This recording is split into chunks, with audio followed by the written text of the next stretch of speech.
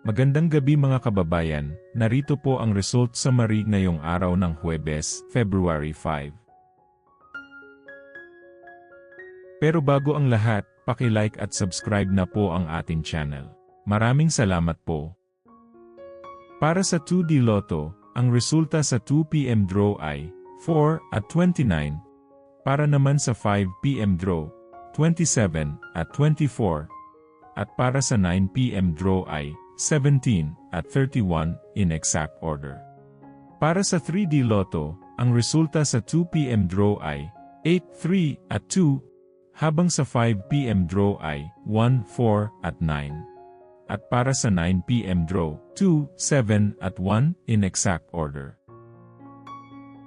Para sa 6D Lotto, ang winning combination ay 0, 3, 0, 5, 8 at 9 in exact order. I-pause ang ating video at paki-check mabuti ang inyong mga tickets.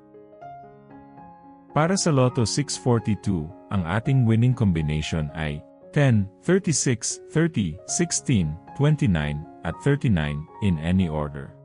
Maaari nyo pong i-pause ang ating video para makita at ma-check ng mas mabuti ang resulta at inyong mga ticket. Check nyo na din po ang consolation prize sa ibaba. Para sa Super Lotto 649, ang ating winning combination ay 12, 42, 17, 49, 16, at 36 in any order.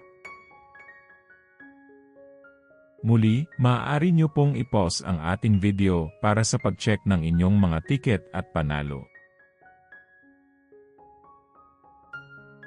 Narito po ang draw schedule at jackpot estimate para bukas.